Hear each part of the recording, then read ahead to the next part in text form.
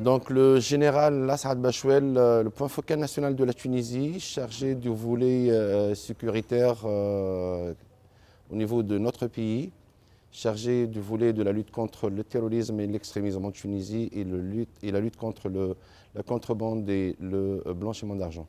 La seule chose que je devais faire un petit récap sur l'adhésion de la Tunisie dans les projets et l'initiative de centre d'excellence en matière de CBRN. La Tunisie a adhéré depuis 2008 à un certain nombre de projets qui s'étalent actuellement jusqu'aux 16 projets, dont bien sûr qui s'attachent aux substances chimiques, biologiques, radiologiques et nucléaires.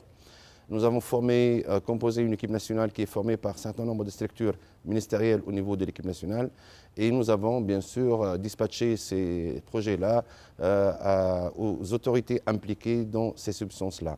Au niveau chimique, bien sûr, on parle du ministère de l'Industrie. Au niveau biologique, on parle de tout ce qui est ministère santé, santé publique et santé militaire. Au niveau radiologique et nucléaire, on parle de tout ce qui est Centre national de protection radioactive et le Centre national des études nucléaires.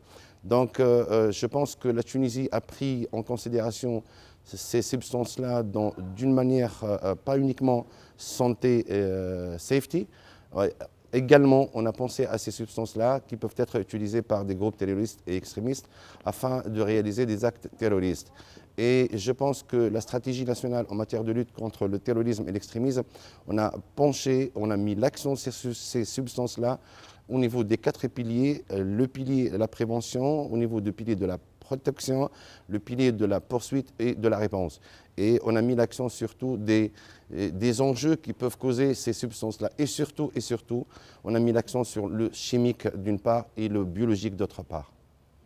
Donc dans le bassin méditerranéen, je pense que nous, en collaboration avec l'Algérie et les États du Sahel qui sont membres de l'Afrique du Nord et des États du Sahel, du centre d'excellence à Alger, on a pris en considération de parler de ces menaces et de cette approche commune avec tous les pays afin de trouver une stratégie régionale pour lutter sur l'utilisation de ces substances-là à des fins d'instabilité des pays, à des fins de réaliser des actes terroristes.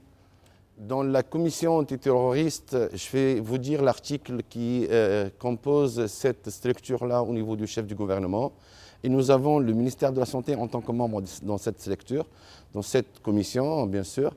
Et on sait très bien le rôle que joue la santé au niveau des menaces qui peuvent toucher à la sécurité du pays.